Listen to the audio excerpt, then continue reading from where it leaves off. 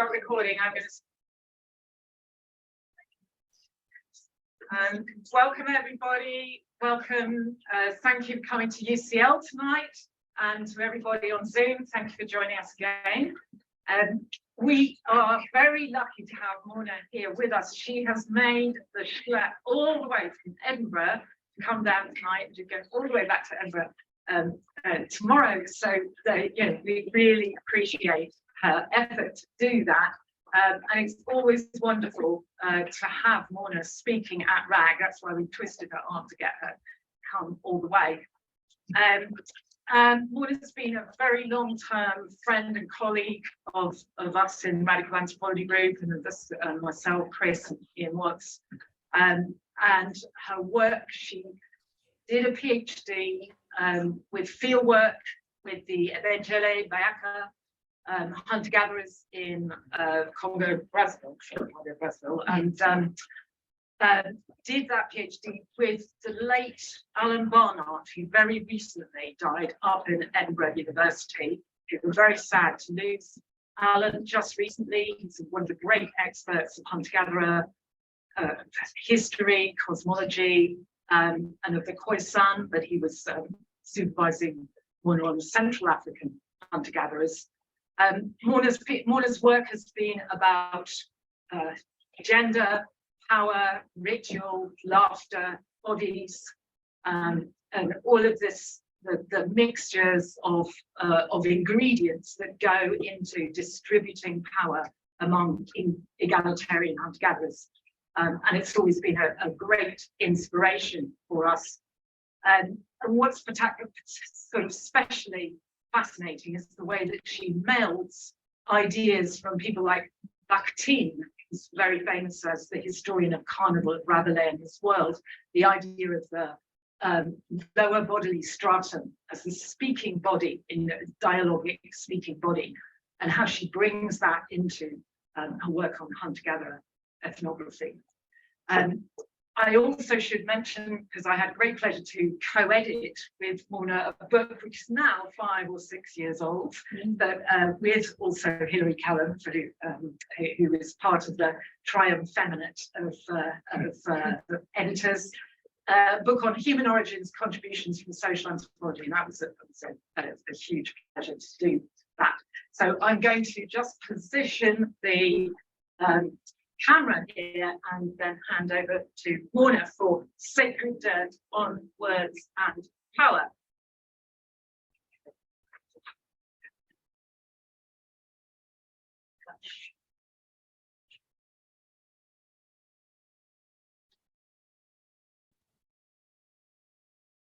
Very centered.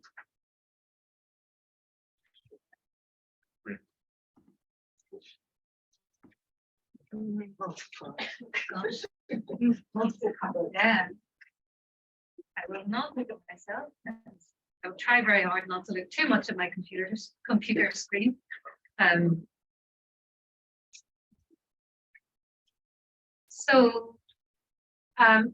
suppose I will start by saying that the part of the idea for what I want to do this evening comes from Joanna, an article, an essay by Joanna Overing on the Piroa use of the ludic, of the body, of the obscene in their most sacred rituals and chants. And so I'll start with this plea that she makes for why we fail to carry so much of this rich material into our academic reports and analyses. And she asks this really provocative question about what it could be saying and why it's important to keep sacred dirt, to keep the words that are fleshed in academic reports. So my spiel for the talk was mentioning, as Camilla said, Bakhtin, who I love. I think that he manages to bring the organic together with the cultural in a way that is really compelling, but also quite radical if we follow through on what he's saying in terms of politics. And it fits perfectly with so much hunter-gatherer ethnography. This is what's really striking and to me in the work of Bakhtin. So I find it really hard to get through a talk without a little, bit of Bakhtin in there somewhere. And as always, he's here tonight as well.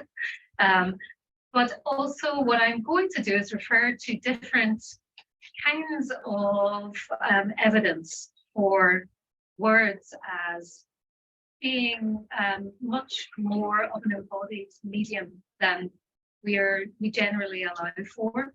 And so I'll also refer to the ethnography on Central African hunter-gatherers, the groups that I know best, and also the idea of the archetypal figures that represent the organic in speech and in symbol. So what's the relationship between the female body and sacred dirt? And might it be possible, as some of the recent writing actually on the resonance of poetic language suggests, that drawing this fertile organic quality into a cultural lexicon might be one of the most powerful remedies or counter-remedies for individualism. And so I want to begin by reiterating Overeem's point of 20 years ago about the kind of expelling or exiling of the dirty or mucky elements of ritual life, the ritual lives of other peoples, who are getting on with the more serious business of analysis and theory building, which is a difficult move. Firstly, because you end up trying very hard not to say the word fuck in academic seminars or vagina, but also because intellectually and creatively you lose access to some of the richest and most powerful cosmological material in the lives of people such as the Biroa and indeed, I suggest, many Central African groups. So Overeem says, frivolity doesn't belong to the workplace, the pulpit, political committee, or the academic manuscript.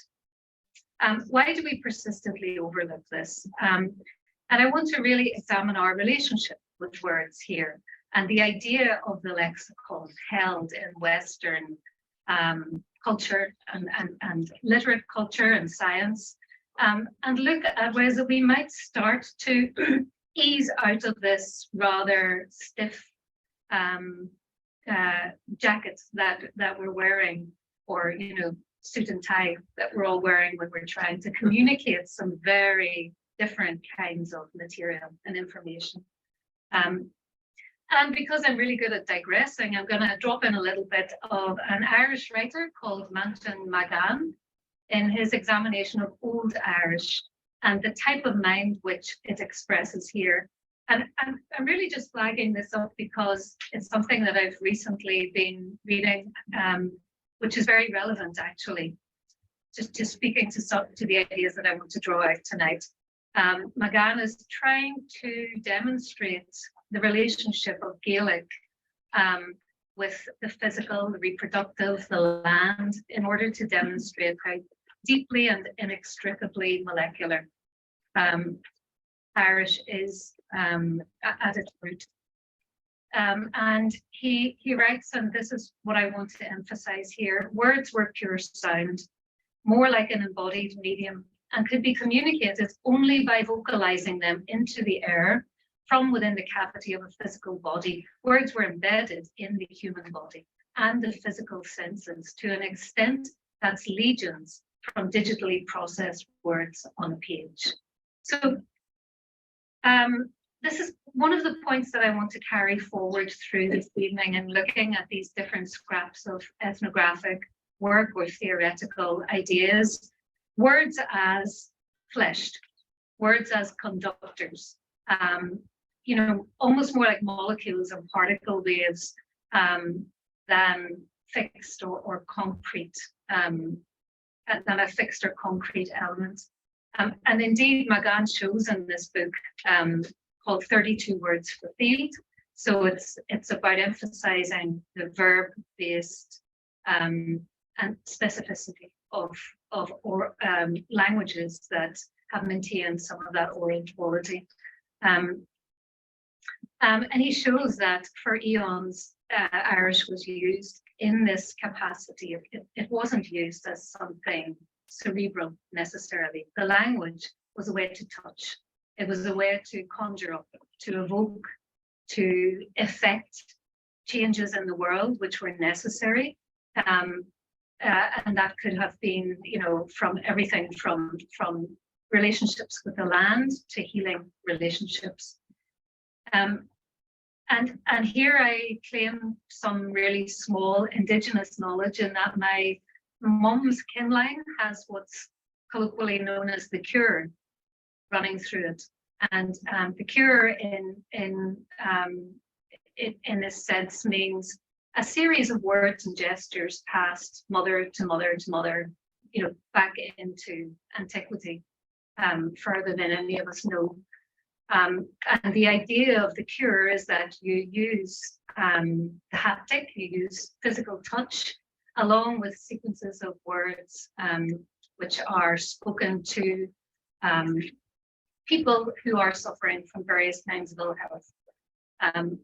And this is an old kind of folk remedy that was passed through various families through time in Ireland. Like I said, over the eons and way back into beyond Christianity. So what I want to emphasize here in talking about Irish before I start to talk about some of the interesting ethnography is I'd like to keep with us in the room tonight when I'm talking about the ethnography on African hunter-gatherers, for example, when I'm talking about the idea of the female body, in particular, the procreative female body coming into form through words and interrupting cultural field, redefining the cultural field. What I would like to really do, and I'd like to encourage everyone to do, is to kind of maintain this sense that we are not just working with ideas here. We're working with something which is much more tangible and potentially much more provocative. Something that we all feel when we use words in particular ways, and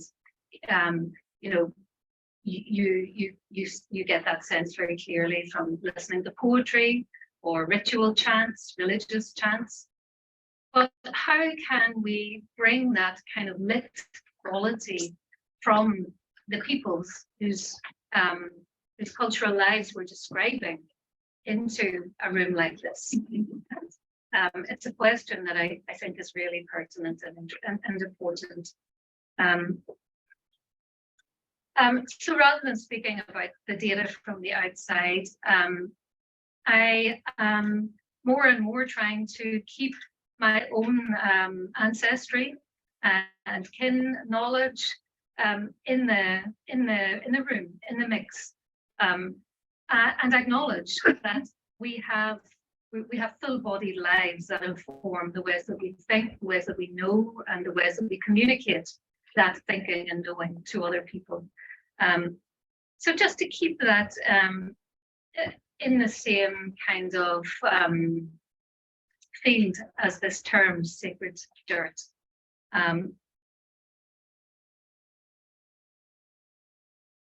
Now, the understanding here is really that the types of words used and the ways that they're used, the frequencies they disperse at, the bodies that they move through, the state of the bodies, the polyphony or antiphony of voices. And this is so particularly when we come to look at the ritual language that I want to talk you through. The conjuring of other species of resonance in the sonic and phenomenal fields, the breath, the percussion, the movement of bodies pushing words out and emerging through them, all of this in the understanding of, for example, Gaelic. All of this is kind of taken as a given. And all of this we know now has an impact on the people present. It activates areas of the brain, which behavioral scientists now know relate causally to mood, empathy, and social behavior. I'm talking about ritual speech, the ways that we use words and communicate through words. And you know, I'm emphasizing it because when we come to talking about some of the chants and the songs that Bengali women use in their ritual associations, like Mboku, it's almost like an imaginative leap to put ourselves in context, to put ourselves in body as we're thinking about what these words would be achieving. Now, Joanna Overing's work offers this platform into the kind of Baba Yaga type topsy-turvy inside-out power that I want to draw on, and which so intimidates, I have argued, systems of fixed power. And again, just another little quote from her. She said, she writes, laughter in an extraordinary Christian physiology was understood to have a dangerous relationship with the body. And that's a point multiple writers from Victor Turner to Marshall Salins have made. But like Bakhtin, Overing is actually interested in the relationship between laughter, the organic or fertile body, and what I'm calling sacred dirt. So forms of speech which claim power by pulling everything into the social fabric, including the biological, what we might categorize as the biological, the whole body. And Overing continues, why do Piroa myths center on the risible, the erotic, and the obscene? Why are their strongest obscenities and most colorful dirty words to be found in the sacred language of chants? And she speculates that good, strong words have a positive effect on the body, just as bad words have ill effect. And this is part of Piroa social psychology, which repeatedly uses strong words to emphasize fertility within the community. However, I'm suggesting, and I have suggested, that the use of strong words, or what I'm calling sacred dirt, is also clearly connected to the female procreative body as cultural archetype. And that's the female body as a resource for everyone, by the way, not only available to biological women. Because what you're talking about when this reaches a certain level of ritual resonance, of cultural resonance, is, yes, a politics coming fundamentally from the female biological procreative body.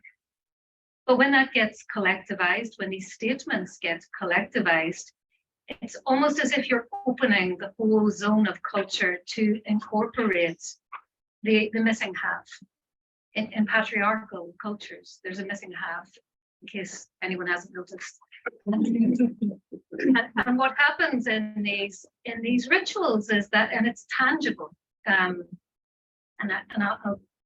have a little quote from my own attempts to bring this into body from my experience when I was living at Mbule, of what happens when you experience this taking of the cultural, social, public space repeatedly by noisy, irreverent body groups of women, clapping, stamping, chanting, elbowing men out of the way, just acoustically, physically, and in terms of their ritual movements.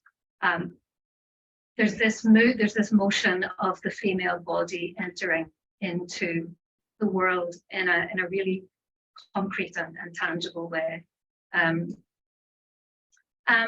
So I've talked about words as potentially powerful when they retain the flesh and blood and understandings in oral cultures and old languages of spoken words and symbols actually acting on the world by conjuring things into being. Finally, because this touches very, very closely on Bourdieu's work, and some of you might be thinking about Bourdieu and language and symbolic power, on the politics of language. None of this is complete without mentioning the politics of language.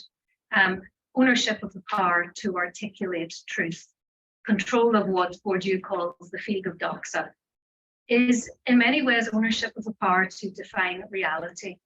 But by the same process, there's always the potential for subversion, or what Bourdieu calls heretical truth, heretical discourse. How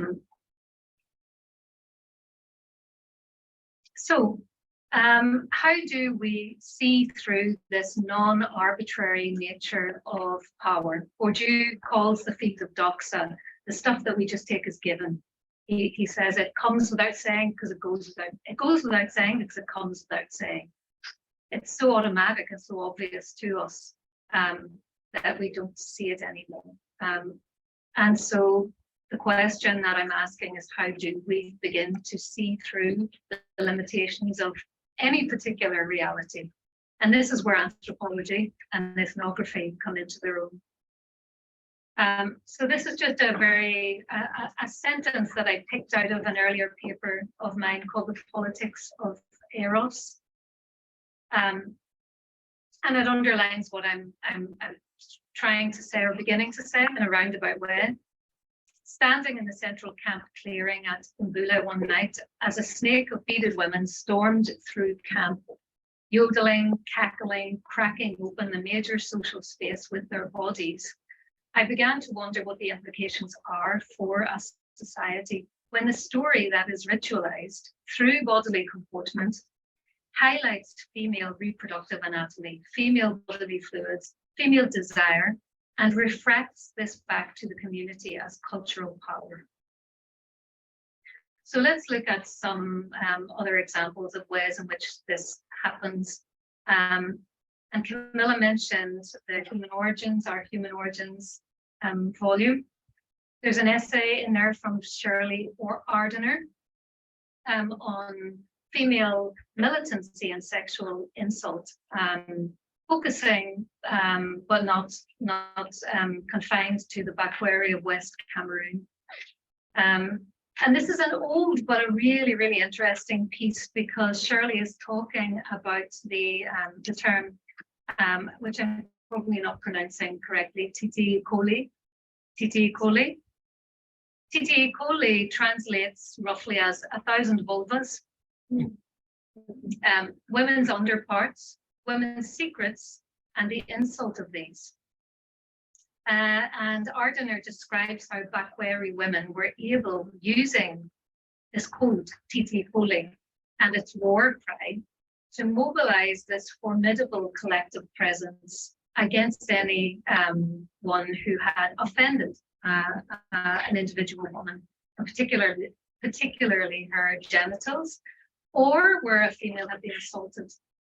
Women were able to draw on Titi Coli, and it starts with this apparently hair-raising war cry to gather. And she quotes, Ardener quotes one of the main songs or chants sung by women. It says, Titi Coli is not a thing. I'm sorry, I don't have the original language, but the translation is, Titi Coli is not a thing for insults. Beautiful, beautiful. And that's it. It's just sung over and over again. Underlining that in Titi Coli, Ardener says, we find a semantic field which includes beautiful, above price, the female genitals, the neighboring area of the anus and buttocks, and women's secrets. And she goes on, insults concern not only the woman directly abused, but all women. Mandatory militant action follows, which overrides allegiance to kin and to tribal group. Women demonstrate not on behalf of the victim of abuse only, but on behalf of themselves as a group. And Ardener stresses the important parallels with what's going on here with the feminism of the time, And this attempt, which I want to come round to at the end, this attempt you find particularly in French feminism, to kind of break into being through voicing the female body into life, and to interrupt male symbolic fields by doing that. So let's look at the Central African data that I have to hand from my own research. And I used the work of two other anthropologists in particular in looking at some of the important song lyrics when I was writing up my thesis. One is Michelle Kisluke and the other is Jerome Lewis. And I'm just going to cite a few of their the songs that they discuss as well. So Michelle Kisluke in her book Seize the Dance highlights the sexual teasing, which is the focus of Aka women's songs. And you have one popular Ding Boku chant, which cries, directing the cry at male spectators, the penis gives birth to nothing, only urine. So an obvious but sometimes neglected point is made by Jerome Lewis on this ritual focus on the ability to grow and produce new human beings. So he emphasizes that for the Benjele, for the Aka, the ability to conceive and carry a baby to fruition and give birth is really something hugely important. It's up there with all of the other important cultural work that's done. And in fact, it only happens, as it only happens in Amazonia, through the cooperative labor of the sexes. So it's very much something that happens when the community is functioning correctly in the Benjele understanding. And it's something that we tend to forget in societies where that capacity, that fact, and the labor that goes into it has been moved away down the scale of importance, very close to the bottom, actually, if you live in capitalist cultures. So in its creativity and doubling capacity, the body, and particularly the female body, is a powerful cultural player here. Both Kisluke and Lewis emphasize. So you have a direct reversal in many ways of a lot of Western philosophical and feminist theory, where biology is what diminishes or reduces the social person. Biology here is what enlarges the social person. And several writers on Central African celebrations of the fecundity, which Obering highlights, have described how this production of new people from one's own skin is considered a cultural achievement. If you're familiar with the work of Laura Rival, you'll also know that she brings this out really beautifully in her writing on the Amazonian Kuvade, the fact that people only really become married when they have gone through the labor of bringing a child into the world. That's what creates the marriage. And it's also, it ripples out. And so the whole, you get this feeling from Rival's work that the whole community is rippling out from babies and children, and it's moving. So there's this lovely pulse of ritual and social activity, cultural activity organized around reproduction, which means reproduction is very highly valued. It's not just something, biology does by itself while we get on with, our 9-to-5 job.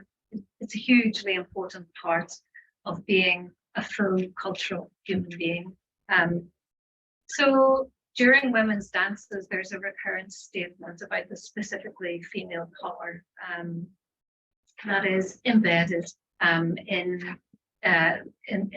procreativity and the emotional and sexual economy that runs parallel to it. And so it makes sense that we have these amplified body statements by women publicly calling up into culture that power, which brings us to another well-known Lamba song, stripped back to its lyrical bare bones and consisting of just one word, Dumana, shouted over and over, which translates as let's fuck. Now, men are not actually physically involved in this dance. And this is the point that Kislik emphasizes. You have these beautifully oiled and painted and interlinked women, from very young girls through to older women, dancing and dancing, singing, Dumana, Dumana, but you don't touch them. And so there's this push-pull rhythm happening in Dumana. And in Goku, actually, the Benjela in Goku is very, very similar. Constant tension, constant, drawing in and pushing out that happens in these dances. And a lot of it oriented around the words, oriented around the use of body words. When Kislik later relayed these songs to some non-Bayaka Congolese men, they were, she reports, horrified that Bayaka men would put up with such humiliation. But aside from the fact that the teasing is short-lived, because women kind of cede that space to ritual groups of men, there is also this generative power of dance and music happening, this kind of dialogic happening that promotes a sense of openness and permission, fluidity, which verbal and cognitive forms ordinarily inhibit, but not in this case. So this is really interesting because keeping in mind the possibility that I mentioned at the beginning of words as connecting or conducting forces between physical bodies and cultural form. If we move on through,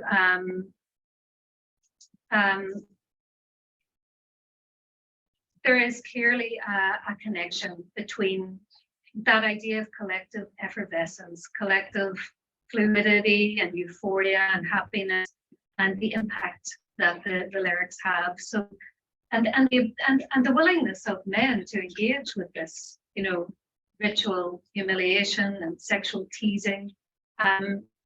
When lines like "the penis is no competition," "it died already," "the vagina wins," their testicles are broken. It's another one from Jerome, are delivered from within this ecstatic moment. The state is softened, but the fact that they've been spoken is important. So you have these kind of fleshed chants and lines moving out into the community, which means that people are singing them, dancing them, children are hearing them, and they're becoming part of the whole social field in a really profound way, which of course reinforces women's coalitionary power, coalitionary right and voice within the community. And you'll be familiar, many of you, I'm sure, with Jerome's work, Jerome Lewis's work on Benjela community politics, where each gender group continuously subverts the potential prestige that the other group might accrue from their role in society. And Jerome says, Masana celebrates gender and emphasizes independence yet interdependence, antagonism yet desire, separation and unity. So again, that push-pull effect. And in Goku, which was referred to by someone I met at Mbule, the community where I lived, as the primary dance, is believed by women to be the most powerful spirit. And this is the Mokondi or spirit who represents women's collective potency, just as Ijengi represents men's collective potency. They both have vital elements of the other. So when Ngoku is summoned by women into camp, men are expected to retire to their huts or leave for the forest, and older women, Lewis writes, lead the songs, which focus again on sexual insults to men or declarations of women's reproductive and sexual superiority. Some examples are Doto Ba Diepe, old men are no good. Mapindi Mamubola, their testicles are broken. And there's a wide repertoire of dances connected to this Mapondi, most of which have sexual connotations. So in my research with the Bengele, I was really struck by how meticulously egalitarian they are. You know, every last cigarette will be shared. Every last string of beads will be carefully distributed. Nothing gets hoarded. And this is also largely because you have these groups of older women who would descend on you like pecking chickens, you know, and tear you to shreds if you tried to hoard anything. So it's very much a dynamic and aggressive demand sharing, which you'll probably have heard as well from speakers like Jerome. But it's during ritual that you see the community kind of splitting into contending coalitions. And that ensuing conversation involving some of the stuff that I'm mentioning, sexual taunting, teasing and insulting, and merciless laughter, resonates with Bakhtin's assertion that true polyphonic dialogue demanded the opposition of one person to another. The dialogic repartee, he says, was not an end, but a means in itself. It wasn't the threshold to action, it was the action itself. So we're talking here about a field where you have dancing, singing, you know, collective bodies moving in synchrony.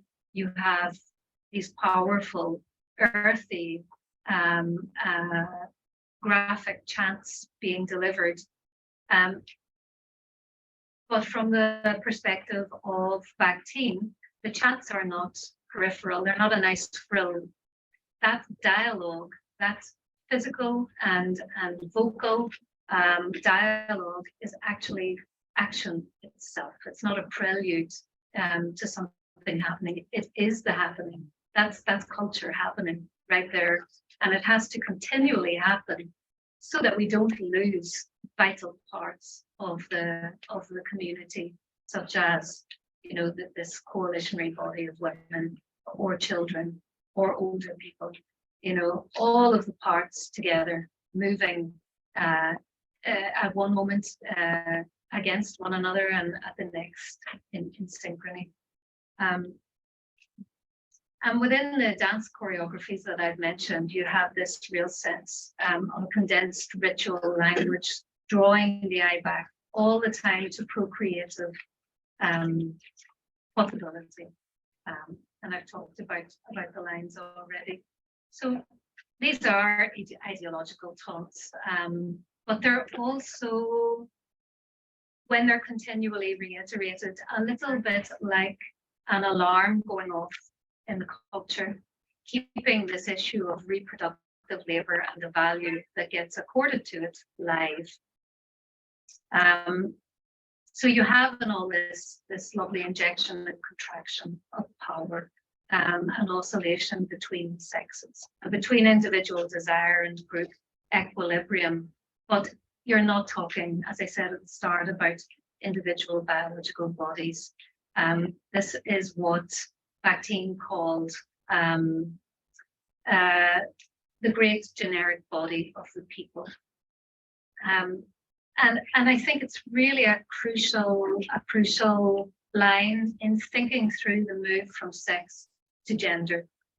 We're not talking here about a private biological body severed by this long history of political, religious repression from its own root and ability to express its own language. The formality achieved in the move from sex to ritual sex or gender is what expands bodies out into something universal, representing all the people, as Bakhtin said. So to close and kind of round out the circle, as it were, I want to take a final look at the possibility which bringing exiled human material back into cultural expression might offer politically. And I spoke a little bit at the beginning about Bourdieu's understanding of language and power.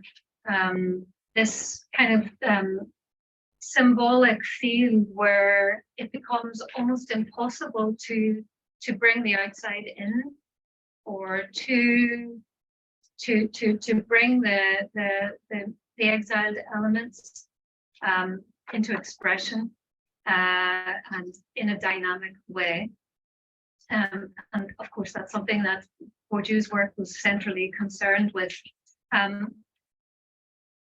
And I mentioned as well that French feminism took many of Bourdieu's work, ideas and thought about them from the point of view of the female body. So, okay, what would it be like if we could break through that invisible field of doxa and introduce something else? What would it be like if the female body did have a voice? Kristeva, Irigaray, they were all asking this question. What would it be like if you had the female body actually speaking socially, culturally, and politically? What would it do to culture?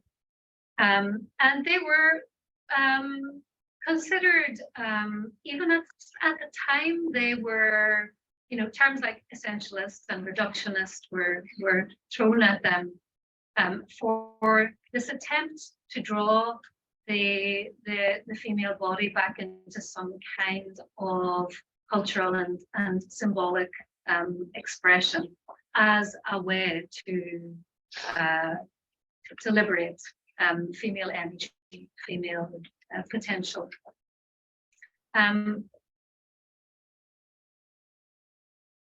However, when you read their work, their theoretical writing, people like Kristeva, in the context of, and this is something I think is really fruitful, and I like to do a lot, reading two things against one another, so these writers struggling to say, maybe we've forgotten our bodies, maybe we're not, just floating around in space, and maybe we should not be trying to reinvent ourselves as something else in order to gain social power, political power. And I realize that these are points that are now kind of familiar, but they weren't at the time. They were fairly radical. It was a little bit like stamping on sheet ice, the cracks starting to appear in the version of normality and reality that second wave feminism was trying to engage with. And if you read what they were saying in the context of what the Benjele women are actually, this was wishful thinking for French feminism, but what in Benjele, Bayaka women, Bakweri women are actually doing, it's almost like you're seeing it come to fruition, and you're seeing what can happen where women have maintained that coalitionary voice drawn out of their physical bodies, their blood, their sweat, their milk, and it's resonating on the culture, in the cultural field, in really powerful ways. And actually, a much later dance and movement theorist, Janet Wolff, talking about that the break between the classical docile body and the grotesque body in European history as a feminist question. She argues that the denial and marginalization of the body in Western culture generally is inseparable from the denigration of women as a group, and does harm to individuals just as it does harm to cultures and to what material remains available to all of us, regardless of biological sex. So Wolff asks this really interesting question. She says, if the body, and specifically the female body, has been systematically repressed as part of the political project of capitalism, and she's looking at the relationship of movement, dance, and the body with capitalism, she says, does it follow that the eruption of the grotesque body, the explosion into visibility of its suppressed features, sex, laughter, excretion, and so on, constitutes a political revolution as well as a moral transgression. So we return again to the visceral power of language, and indeed its political and social power, personified across diverse cultural settings. And you see that visceral power of language coming up in a lot of the symbolic figures.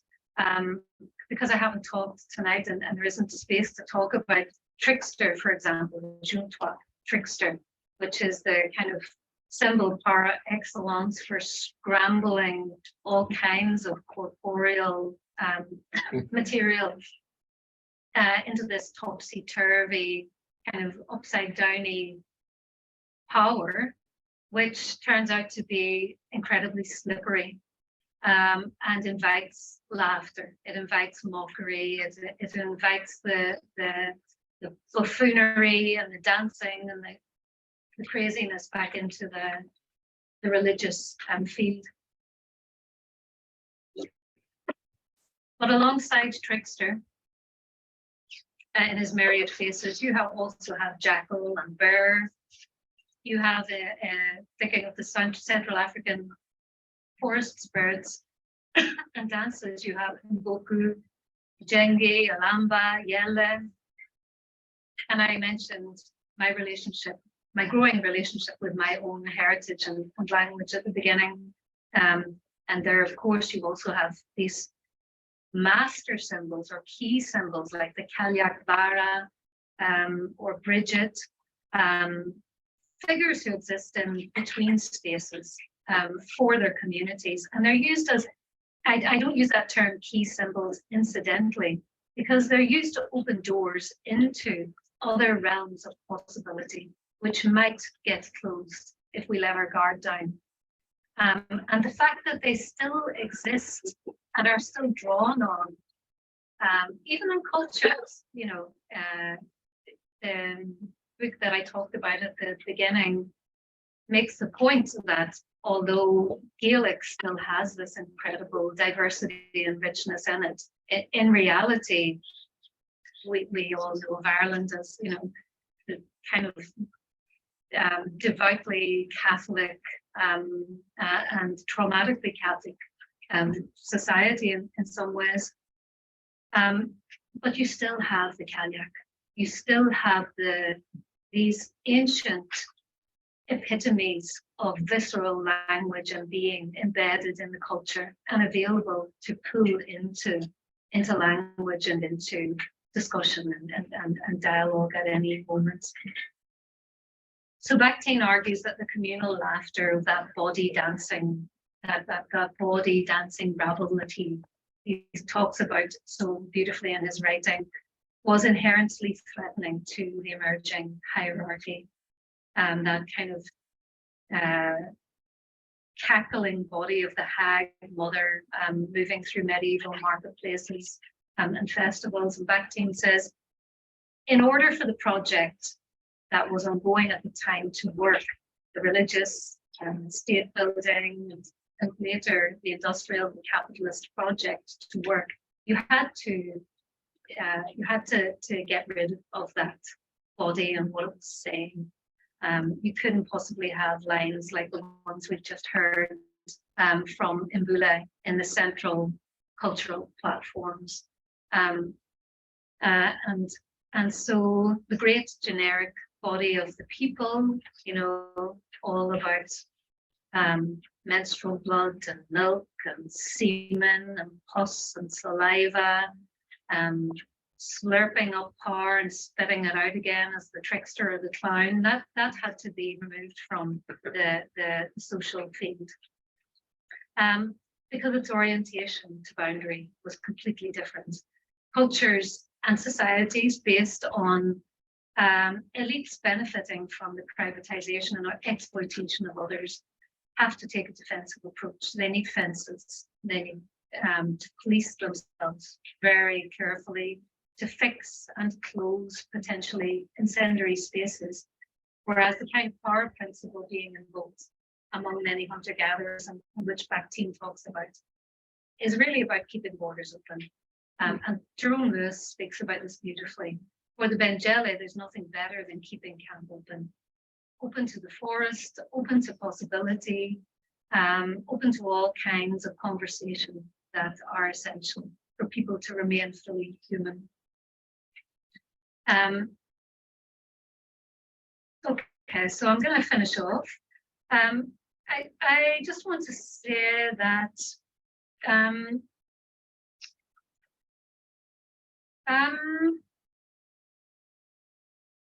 okay, so actually I'm going to finish on quite a poetic note. I'm going to try to finish on a poetic note. And I suppose it's a challenge to myself as much as anything, because I've talked about this theoretically. But I want to put the question out there. So if the sound stream that's moving through you is also emitting from you, the sound stream, the soundscape, the symbolic stream around you is also moving through you, out of you. If, as the beautiful quote from Blake and Lloyd that I was talking to Chris and Camilla about before we came, from an informant talking about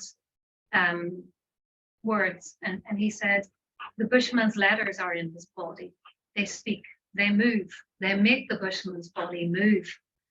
So if the letters that are making us move, the logic of power formalizing into these words or chants is actually rising out of your own viscera, your own blood, your own womb, your own vulva, as well as the heat of the collective body. And here I want you to imagine specifically a female procreative body. And imagine we're all inside it and it can speak. A bit like where Chris is having his birthday party. So you have this kind of blood pulse and pulse inside pulse, limbs inside limbs, earth opening, tunnels of red light pushing into other worlds, defined by different laws, and being able to breathe here, which is the experience of a baby being, slowly massaged out of its mother's belly. And you'd almost have to find new terms, right, to describe it and bring it onto a level of cultural and political resonance, what that body's doing. And what would it be based on fundamentally? Opening boundaries, opening possibilities, the doubling capacity, everything that the trickster is and does, everything that the spirit is, that the Central African spirits are and do. You'd need almost different terms, sprawl gas, wet light, heat shine, sweat suck, milk sweet, drawing on this verb-based subatomic social field, a field defined by the pulse of vitality, pulse of the body, salt, motion and beat, resonance tugging at dissonance, singularity tugging at oneness, circularity tugging at linearity, polyphony at antiphony, the moon at the sun, and nothing fixed. Because this is why sacred dirt is so powerful. I believe really strongly that this is why these lines are telling us something really fundamentally important in terms of power, because nothing can be fixed. When you're using this kind of language, you're taking it right out of the viscera, right out of the blood, right out of the menstrual cycle and the moon. It can't be fixed. It can't be fenced. It's uncontainable by nature. So the penis gives birth to nothing, only urine. The vagina wins. The penis is no competition. Let's fuck. These are earth words used in particular moments, in particular ways, and they're not incidental. Sacred dirt is culturally distinct and locally embedded, but it's also a pan-human capacity or element. The power to call up power, to call on the spirits, using obscene words and gestures, obscene, which means flesh to earth, as well as a whole range of other techniques, also based on the principle of motion. And ask them to intercede on behalf of the human is really ancient. Because the gods, the forest, the land, his ancestors and the children savor the muck and heat of the full human body. And in that relishing and coming into being together, we become human.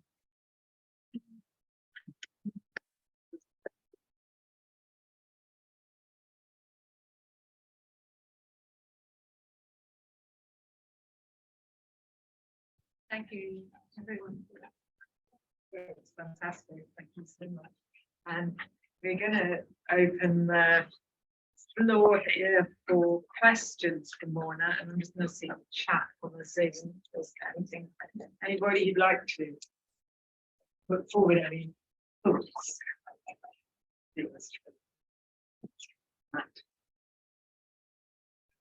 I just want to say that was incredible.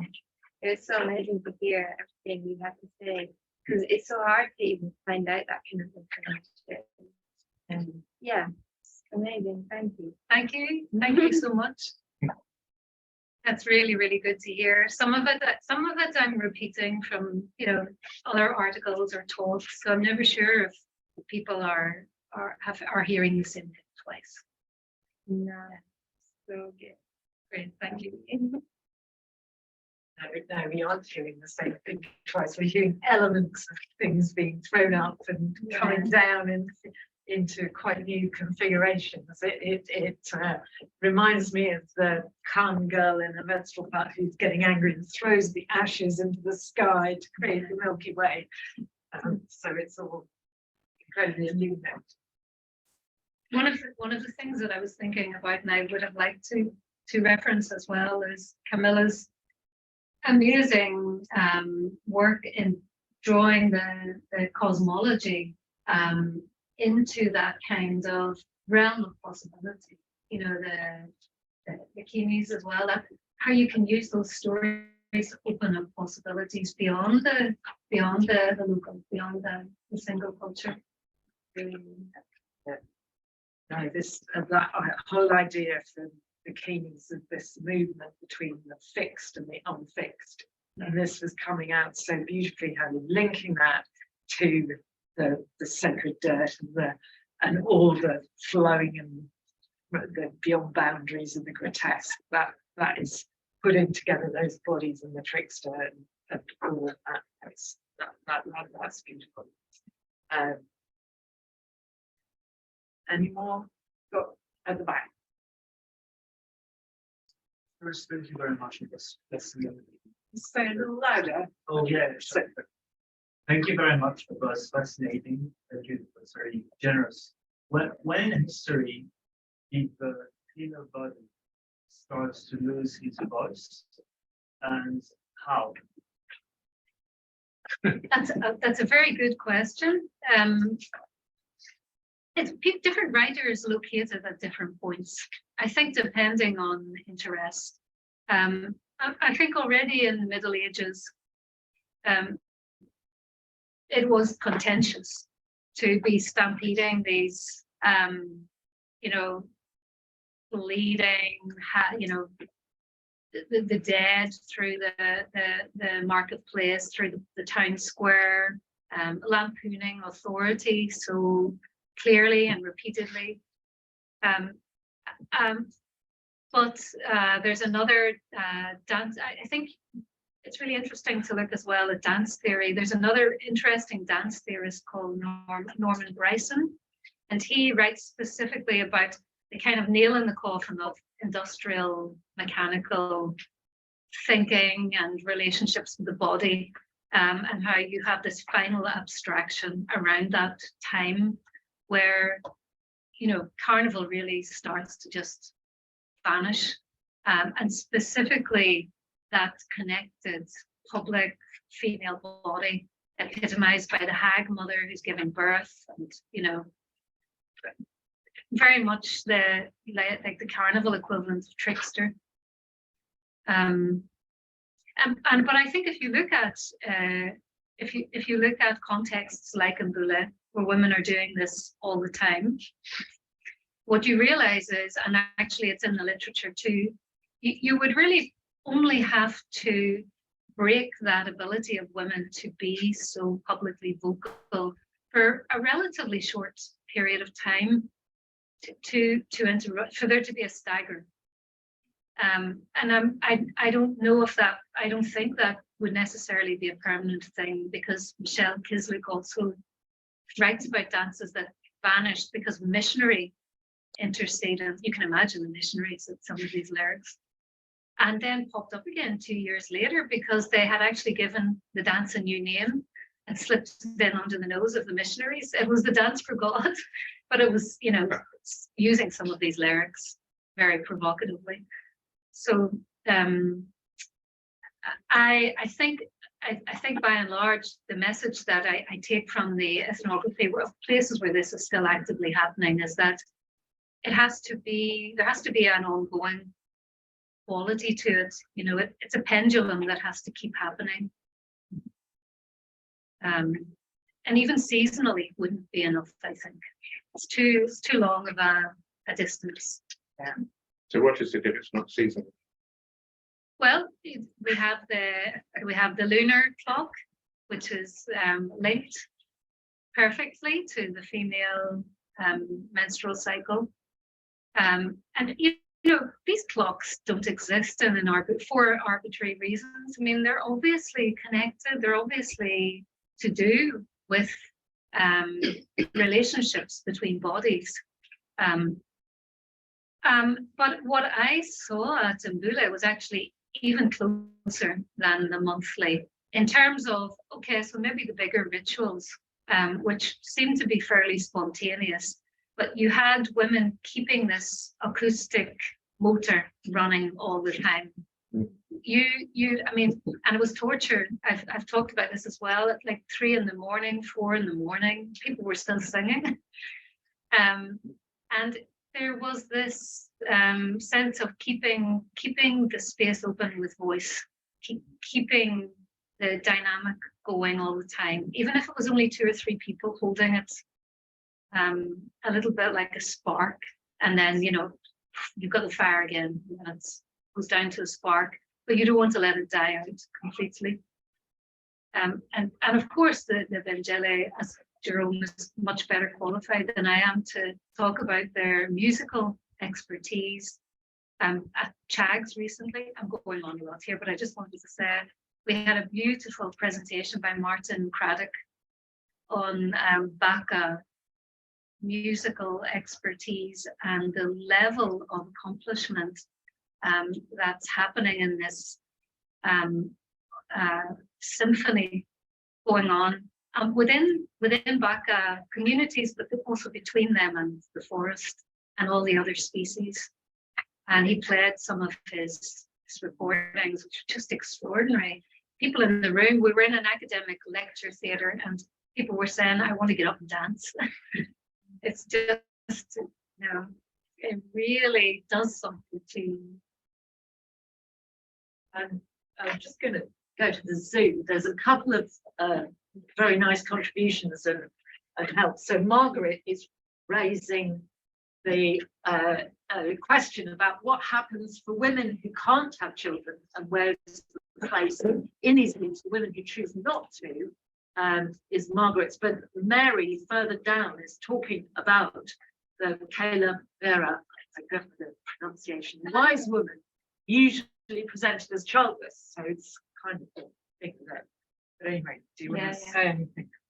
Yeah, absolutely. I mean, the Kalyak Bara is a hag. She's the winter queen, and she's the representation of, apparently, the representation of death. Although in spring, she shrinks and shrinks until she becomes Bridget, her young, fertile self. But you know, this is a point that's so important. I'm really, really glad that that you've raised it, because it's not about individual. I mean, there are 2 things, of course. It's about individual fertility. If you can't have children and you're struggling with that in a society where we don't share children. But I think the point is that in a community where women have maintained this collective body, yes, they're individual mothers, and you know, loving that role as much as many individual mothers in any culture love it, and possibly not loving it as much as many individual mothers in other cultures. The difference is that everything is collective, and so the fertility is shared, and the womb is shared, the milk is shared. I watched babies be passed around the community routinely and getting fed by lots of other women who weren't their biological parent. And I know that teenage boys, for example, really loved holding babies in slings, jiggling them and dancing with them, and teenage girls as well. So I think, you know, on two different levels, on the material level, where there isn't a privatization of kids, everyone shares to some extent in that experience of motherhood, parenthood, because it's bigger than motherhood. On another level, on a symbolic and ritual level, we're talking about an archetype, which appears in culture, which is the archetype of the fertile female body, the bleeding female body that everyone has access to, not just women who may not choose to have children or can't have children, but I think also men, boys. You know, this possibility opens for everyone to experience what it's like when you keep the principles of opening, doubling, physically connecting through bodies, fluidity, etc. When you keep those cultural, everyone benefits from it. I believe. I don't know if that answers the question. Is there any more to say on that, Margaret? Yeah, thank you very much, Camilla. Hello, Morna. Nice to speak with you. Yeah, I just was wondering, I suppose, the real choice that we might have today, just to opt out of wanting a baby. Can you be there and not want a child? Or is that not acceptable? Yeah, you mean for the Benjela? Yeah, yes, the groups we normally talk about in RAG, yeah. Well, firstly, personal autonomy is really paramount. So the choice to not have a child would be, I think the Benjeli would consider it a little bit odd because it's such a highly valued activity and so relished by the whole community. However, if an individual didn't want to do it, there wouldn't be any question of forcing them to have a baby. A baby is a source of joy. Then you also have to bring into the picture, which is very different from the ways that we have and raise children in this society, for example, that it's not stressful. You know, you don't see mothers stressed continually, and I know this from my own children. Because the energy, the care needed for them is being offered by a collective. Because in that mix as well is that you aren't under enormous pressure to prove yourself in the world as something other than a mother, which, you know, as I said at the start, is often sits at the very bottom of the ladder of what's important, what's valued. Thank you. And you know, if the priority is making money, clearly that will happen. Yes. Okay. Thank you, Mona. I was lucky also. I had the grandmother help here, so that was fine. Thank you. It's my child. Thank you, Pet. Yeah, thanks, Margaret. I was just going to stress and just say how much Morna's idea that gender really emerges with the collective, that it's that collectivity where bodies are not separate sex bodies. And we can think of it with the Bakhtin hag, as you referenced, the old hag, that is kind of the representation of all the bodies of carnival linked together for different ages, different sexes, different, high and low. But also examples like, for instance, the language of the Hadza. If you're using terms, the collective terms to reference Hadzabe, it means sort of plural female bodies. So the Hadza are quite different from our language, which thinks of men as the collective and women just subservient to that. The Hadza are quite the opposite, that any collective of human beings must be female and plural. So it has this, I think it's corresponding to this sense that of no fixity, that there is this, all these open possibilities for this potential for sharing, all these pathways, and yeah, that it's that power of the collective that is so strong. There's a contribution from Catherine Williams about lozenges. Catherine, did you want to say anything about that? In the thread about the thread, I've heard about this. The symbol of lozenges that from the work of Elizabeth Wen and Barber, hooks surrounded by lozenge symbols supposedly representing the vulva, and aprons in folk costumes embroidered with lozenge symbols. I don't know if anybody knows much about that, but I mean, we can think about all kinds of motifs, Finnegan motifs, and so forth. Dance costumes very often with these symbols. Wasn't it Anish Kapoor's friend who did all this work on the Turkish and Kalim's? Nearly all carpet designs are All always, all carpet the designs carpet have these designs, these little lozenges. squares, these lozenges, Yeah, all the Turkish carpets and all that, that's where they come from. they're all lozenges. woven in. They're woven in. The very floor that you're. And they've got the same rhythmicity and Yeah. openness and Yeah. constantly rippling out, Mhm. but essentially they're a lozenge.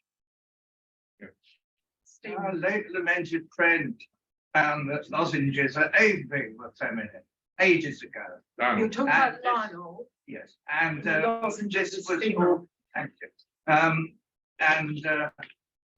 This went way back to caves in the Basque Country, 50,000 BC. So it's not new stuff. End of story. Another way to think of the lozenge might be of a dual sex, that they kind of combine both, because you've kind of got one triangle and another triangle. Nearly all our cathedrals have a ladies' chapel. And if they have a ladies' chapel, again, you see just endless, you just see so many what are clearly vulvas, kind of lozenge shapes repeated all over the place. Beautiful. And I was just going to say one thing, which is just that Camilla and I, this year, we went to the carnival. I mean, I've been going to carnival all my life. I was, at the school of samba, so carnival was sort of normal for me. But I mean, I must say, I don't think that we don't have, coalitions of very, very, very assertive women, hugely potent, and on Nottingham Carnival, it's overwhelming. The great lines of women strutting their stuff and teasing everybody else. And what I can remember is the female coalition who had breast pumps, who were they were dancing in beautiful costume, and they had breast pumps to get to produce the breast milk. And so, yeah, they were making a special show. Of course, that's counterculture, but I mean, the counterculture seeped into this culture over here in London in a big way. It's the biggest carnival in Europe, of course. So, Yeah, that's absolutely right. Yeah. And I think that I think that of course there is always, and there has been for decades, like a conscious push to bring that kind of counter-culture, counter-action onto the streets in different ways. But I think specifically as it relates to what then happens in the wider society, it's not carrying through yet. Carnival doesn't run society even for half a month, let alone. Yeah. It's incredibly confined, and it's incredibly confined by capitalist Of course. corporate principles. But it's So if anyone wants to feel some of that over here, I mean, I imagine everyone's at least had some experience of carnival, but I mean, it really is an extraordinary experience. Yeah, if it's new to you, just you really treat yourself. Any more questions? Did you have another question? No? Want to. No, it's a question you have to, or it's a hypothesis. So, and which has to do with that as well, from the carnival now. So you are saying that through words, if we go upon spirits, tribes in Central America and in general spread throughout South America go upon spirits through words, but the words were given by spirits themselves. So what if today's rituals that we have are not as potent because they were not given by spirits? So there is a disconnect. And what can we do then to reconnect and recreate powerful rituals? I think that, yes, you're right. There's a continuity in cultures that haven't had that rupture, between all the other species of being and even, as far as their own bodies and everything else. But I think that, for example, there's a lot of really interesting writing on our relationship with our biomes, with the land, with the environment, with forests, rivers, mountains, and the fact that the spirits for the Benjele, for example, or the Bayaka, the spirits are drawn out of the forest, found in the forest, pulled out of the forest, using certain techniques, which are a lot of the time women's songs, women's singing and dancing, and with songs in particular. And I think there are a couple of really important things that would need to be taken into account in societies that have, we all have some kind of, it's kind of why I started with Irish, because I think embedded in our own cultural history and linguistic history are many of these spirits disguised. But I think, there's something about the full-bodiedness of the way we're engaging with these ideas too, before we even discuss the spirits. Because, and actually Darcia Narvaez's work brilliantly brings this out, where if you've been severed from your own gut, as it were, very early in childhood or infancy, for a variety of reasons, and have learned, if you've gone through the education system, that most of us should live in our head most of the time, then, it's firstly, I think personally, this is personal, I think firstly it's about learning to engage with your own full body in different ways, experimenting with how you can engage with yourself physically, all the ways that your hip knows, or your foot knows, or your vulva thinks, or your belly speaks, because we are actually constantly, but that's all we do. We're molecules communicating all of the time. And to find ways in traumatized cultures, because I think that we are largely those of us who were raised in societies premised on the dissociation of the full person from language and from symbolic power early on.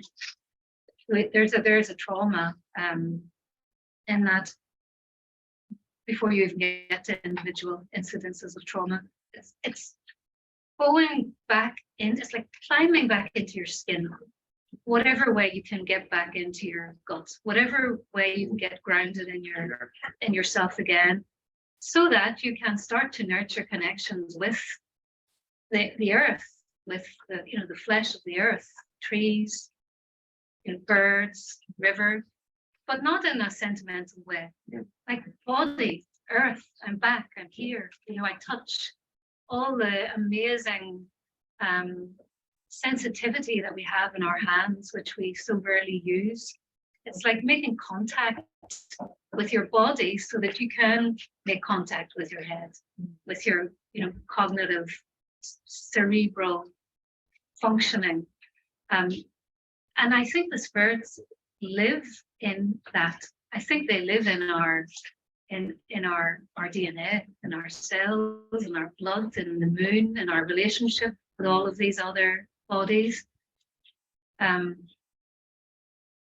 So it's much wider than theory. I mean, actually, theory falls flat on its face when you come to this, which is why I'm really trying hard to find other ways. The information is amazing. The ethnography is revolutionary. The ethnography, the archive that we have on almost infinite numbers of cultures which have existed this way or still exist this way. But if we continue to tell it in academic formats, a small minority of specialists, and who else is getting the information? Who else is feeling the information? It has to be felt. And again, that's the spirit is in what's felt between us when we receive things through each other. Yeah. I wanted to come back to that. That was just amazing what you were saying here. It's all recorded, so we've got the evidence. But I wanted to come back to language and symbolic power and Bourdieu, and this question of who has the right to speak for everybody, and how important that has to be grounded in something that everybody is agreed on. And it's this thing of the bodies, the words, the let's fuck, and I'm going to say a word that's really earthy. The cunt is what wins. It's cunt, not vagina, because that is, of course, a medical word which has been brought in on top. And so that is like, cunt does not lie. It can't lie. You can ground everything on that. You can put everything on that, because all your meanings layer, all your meanings can come out of there, and you just keep putting those words, the money, or the cunt lens, or testicles are broken, to always be nailing down. This is not a lie. This is us. This is our bodies. This is our power, and you're not going to beat us. You're not going to mess with us. So it's a constant, as you say, this constant toing, throwing, always simmering, always ready to come up. But the need to kind of bring it back down on bodies, always bring it back down to keep that power to speak, the right to speak, the truth of this speech and Bourdieu's. Actually, Camilla, you just reminded me that there is in the Amazonian literature anyway, and I think also, actually, I know in a lot of the African literature, this idea that the spirits love bodies, they love blood, they love sex, they love heat, they love skin. And in the Amazonian literature, Peter Gau's work has this beautiful description of how when you die, you become a spirit, and you have to move on, and there's so much ritual emphasis paid, ritual attention paid to making sure that those spirits do move on, because at every second they're attracted to us. Never mind calling the spirits, they want body, but they want a particular kind of body. a unified electrical body that's charged and able to communicate with itself, with others, with the spirits. You know, there's that hunger for blood and skin that, again, Peter Gow is really masterful at bringing that out. He died recently as well. Yeah. Question. I want to thank you so much for your words because they're felt. Because you talk about these words that open the door. So many today. You've given us so many. There's many times where words really matter, and they haven't mattered in matter the way that you're talking about for a long time. And I'm really interested in this idea of visceral language and this idea of words that don't lie. How do we render words visceral when they are constantly being co-opted and inflated and used in so many different agendas working all together at once in this very like Western hegemonic capitalistic kind of way of like capitalizing on these words, but essentially like decapitating them and completely uprooting them. Like, how do we find that root? Like, how do we make them matter again? Because these words can be spoken, but just because they're spoken doesn't mean they're being treated as like mediums, as bodily mediums that can use infinite amount of really important things when that happens. So I was wondering if you could speak about it. Yeah, that was a beautiful question. I think I agree with you, and I think it's not for no reason that feminists have been mulling this one over for a long time, and I think in the case of, if I refer back to the case of the Benjelli, there's something about interrupting the public space in a really graphic way. So yes, they're speaking these words, singing these words actually again and again and again. They're also physically interlinked. They're stamping, dancing. You know, it's like the whole engine is going full throttle. The whole body is going at full throttle. And looking at contemporary politics, beside that, I think the questions are really around how you manage to mobilize that level of energy and bring it into public spaces and public discussions. And one way to start, I think, is by, like you said, using these words that matter. You know, using them in more concrete ways, in the ways that we write, in the ways that we speak, in the ways that we convey information. And I think the political project is also about trying to get that female body, get the reproductive body, get children into political spaces in any way that we can, that is empowering and joyful, you know, but also militant. Yeah. It's redeeming these really powerful forms of symbolic speech, which actually are fleshed speech, and somehow finding ways to use them in ways that are compelling for other people.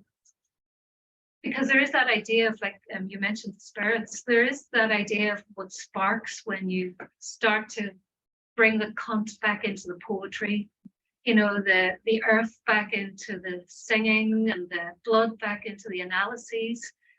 You know, we find that actually we can use the, Joanna Overing says, these aren't obscene words. These are strong words. Yeah. They're good, strong words. They're sacred. And it's why I came to this notion of sacred dirt. Because, you know, they're really the muck somehow brought into cultural resonance by women, by the action of women, because it is absolutely in these cultures and these communities, it's women powering this. And I think, you know, it's just finding ways to get women moving and in that way again. I mean, I know you do. In motion. Yeah, in motion. What is motion? You do this amazing thing with Jerome and Ingrid, where you go out and sing to the trees and it's in a very public space. You know? Yeah, we've done it in Russell Square, like dark moons. We gather to do polyphony with the trees, and God knows what else might happen. But yeah, we need to start doing it again and more. We've actually used to have polyphony in this space. We're kind of hoping that will happen again. But we just need Ingrid to be okay. She's health issues, but yeah, she could lead that polyphony because we've experienced it in this space, and then we've gone marching out to the pubs. I mean, singing the polyphony in the streets. So and used it on the demonstrations that you were, and that was the COP demonstration, the one against COP on the COP26 demonstration. So you know that it's like, yeah, there's techniques out there. We kind of know what the ingredients are, how to call those, how to start keep relearning, reinvigorating all those techniques. I think there's also so much room for youth and young people's action here, because you know, as you, well, I think there's been a kind of disengagement, a disgusted disengagement from a lot of the youth from anything, you know, related to smelling politics, because it's so depressing. But I think there's something about getting that youthful vigor and energy into the mix as well, because I didn't talk about teenage girls, but teenage girls in this community that I was with were really another big motor.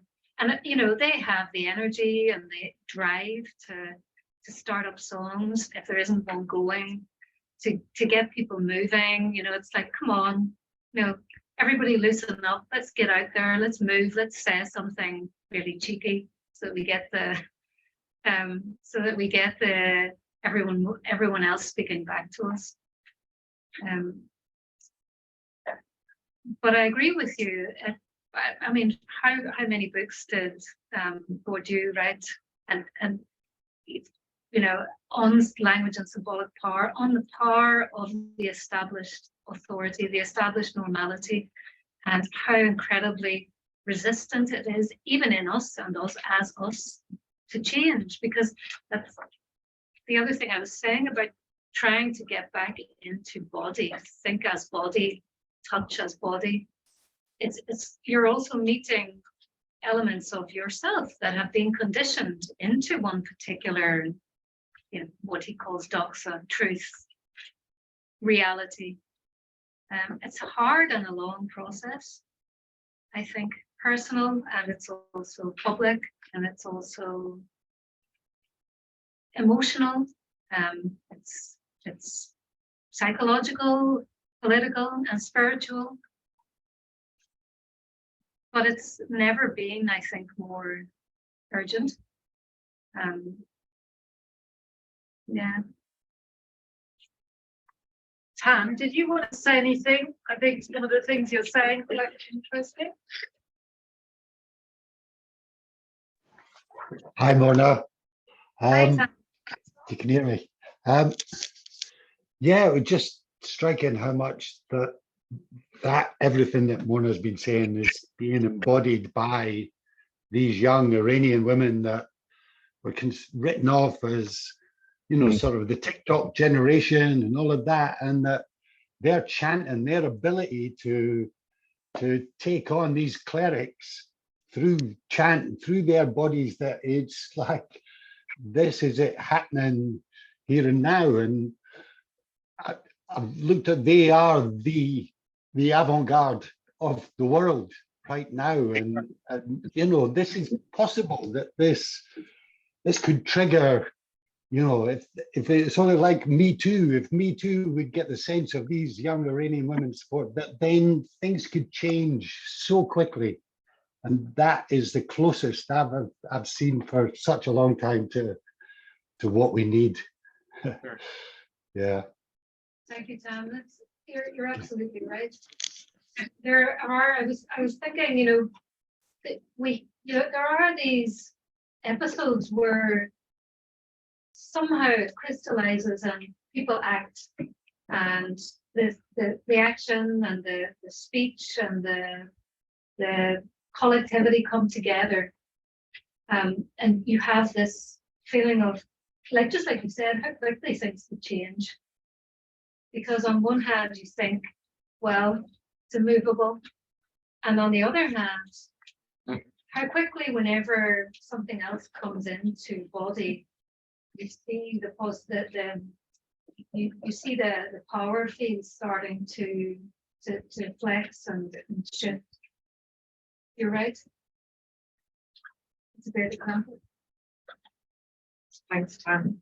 And I think people are starting to go. So if there's any burning questions in the room, we could take something else. But I think we should say thank you so much to Morna for making it all the way down here to from Edinburgh, and fantastic talk.